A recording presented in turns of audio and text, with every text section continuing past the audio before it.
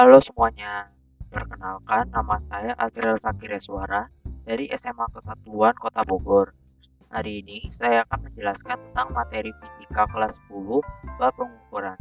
Mari kita mulai. Yang pertama adalah pengukuran. Apa itu pengukuran? Menurut Wikipedia, pengukuran adalah penentuan besaran, dimensi atau kapasitas, biasanya terhadap suatu standar atau satuan ukur. Pengukuran juga dapat diartikan sebagai pemberian angka terhadap suatu atribut atau karakteristik tertentu yang dimiliki oleh seseorang, hal atau objek tertentu menurut aturan atau formulasi yang jelas dan disepakati. Alat yang digunakan untuk mengukur suatu benda disebut alat ukur. Contoh-contoh alat ukur terdiri dari garis, jangka sorong, mikrometer sekrup, dan lain-lain. Penggaris atau mistar. Penggaris merupakan alat ukur panjang yang dapat kita jumpai setiap hari. Besaran yang digunakan oleh penggaris adalah cm. Rata-rata ukuran penggaris mencapai 30 cm. Nilai ketelitian dari penggaris adalah 0,05 cm. Jangka sorong. Jangka sorong adalah alat ukur yang ketelitiannya dapat mencapai 1/100 mm. Besar satuan yang digunakan jangka sorong ada dua, yaitu cm pada skala utama dan milimeter pada skala nonius. Alat ini digunakan untuk mengukur panjang, diameter luar, diameter dalam, dan kedalaman suatu benda. Nilai ketelitian dari benda ini adalah 0,005 cm. Nah, pada gambar kita bisa melihat komponen-komponen jangka sorong. Komponen tersebut terdiri dari rahang luar, rahang dalam, baut pengunci, skala nonius, skala utama, dan tangkai kedalaman. Rahang luar tersebut digunakan untuk mengukur diameter luar suatu benda, sedangkan rahang dalam digunakan untuk mengukur diameter dalam suatu benda, dan tangkai kedalaman digunakan untuk mengukur kedalaman suatu benda. Mikrometer sekrup. Mikrometer atau biasa yang disebut mikrometer sekrup adalah alat yang digunakan untuk mengukur benda-benda berukuran kecil atau tipis, atau yang berbentuk pelat dengan tingkat presisi yang cukup tinggi. Mikrometer sekrup memiliki ketelitian 0,01 mm dan ketidakpastian 0,005 mm.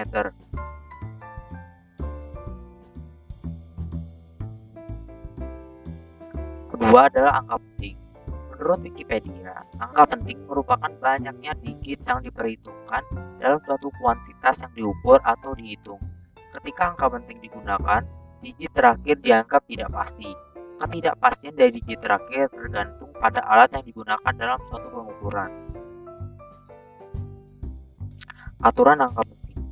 Dalam aturan angka penting, setidaknya ada 6 aturan pada angka penting, yaitu 1. Semua angka yang bukan 0 adalah angka penting. Contoh, 14,256 itu terdiri dari 5 angka penting. Kedua adalah semua angka 0 yang terletak di antara angka-angka penting bukan 0 adalah angka penting. Contoh, 7000,2003 itu terdiri dari 8 angka penting. Semua angka 0 yang terletak di belakang angka bukan 0 dan terletak di depan tanda desimal adalah angka penting. Contoh, 70.000,0 itu terdiri dari 5 angka penting. 4. Angka 0 yang terletak di belakang angka bukan 0 yang terakhir dan di belakang tanda desimal adalah angka penting. Contoh, 23,50.000 itu terdiri dari 7 angka penting. Yang kelima adalah angka 0 yang terletak di belakang angka bukan 0 yang terakhir dan tidak dengan tanda desimal adalah angka tidak penting. Contoh, 3.500.000 itu terdiri dari 2 angka penting. Yang terakhir adalah angka 0 yang terletak di depan angka bukan 0 yang pertama dan adalah angka tidak penting. Contoh, 0,000352 itu terdiri dari 3 angka penting. Aturan pada operasi angka penting. Satu adalah penjumlahan dan pengurangan. Aturan hasil operasi penjumlahan dan pengurangan dengan angka-angka penting hanya boleh terdapat satu angka tafsiran. Angka tafsiran merupakan angka di belakang koma. Contoh, 2,34 ditambah 0,345 sama dengan 2,685. Karena penjumlahan hanya boleh menggunakan satu angka penting belakang koma, maka hasilnya adalah 2,7. Yang kedua adalah perkalian dan pembagian. Aturan angka penting pada hasil perkalian dan pembagian sama banyaknya dengan angka penting yang paling sedikit. Contoh, 8,141 dikali 0,22 sama dengan 1,79102.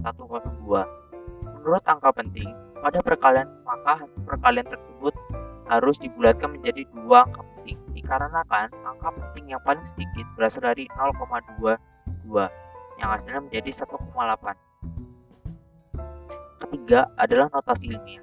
Notasi ilmiah adalah cara penulisan nomor yang mengakomodasi nilai-nilai terlalu besar atau kecil untuk dengan mudah ditulis dalam notasi desimal standar. Notasi ilmiah memiliki sejumlah sifat yang berguna dan umumnya digunakan dalam kalkulator oleh para ilmuwan, matematikawan, dokter, dan insinyur.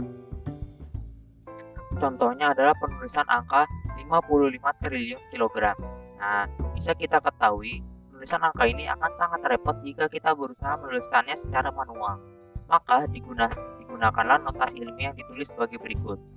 A, titik dikali 10 pangkat N. A sendiri merupakan bilangan asli. N merupakan bilangan pangkat yang merupakan bilangan bulat. 10 pangkat N menunjukkan orde. Maka hasilnya adalah 5,5 kali 10 pangkat 13 kg. Yang terakhir adalah besaran. Besaran adalah sifat-sifat fisika dari suatu materi atau sistem yang dapat diukur dan dihitung menggunakan instrumen pengukuran. Secara sederhana, besaran fisika dapat dinyatakan sebagai kombinasi dari nilai numerik hasil pengukuran beserta satuannya. Besaran sendiri dibagi menjadi dua, yaitu besaran pokok dan besaran turunan. Yang pertama adalah besaran pokok. Besaran pokok adalah besaran yang terdiri sendiri dan satuannya sudah ditetapkan melalui perjanjian internasional. Besaran ini terdiri dari 7 besaran, yaitu panjang, massa, waktu, kuat arus listrik, suhu, jumlah zat, dan intensitas cahaya. Yang kedua adalah besaran turunan. Besaran turunan adalah suatu besaran yang diturunkan dari besaran pokok. Pada dasarnya, besaran turunan ini hampir sama dengan besaran pokok yang dimana kedua besaran tersebut sama-sama berfungsi untuk menghitung suatu yang dinyatakan dalam suatu internasional atau SI. Adapun besaran yang dapat dihitung pada besaran turunan seperti luas, volume, gaya tekanan, kecepatan, dan lain-lain. Ya, sampai di sini materi fisika pengukuran. Semoga ilmu ini dapat bermanfaat bagi kita semua. Terima kasih untuk menonton video ini. Sampai jumpa di lain hari.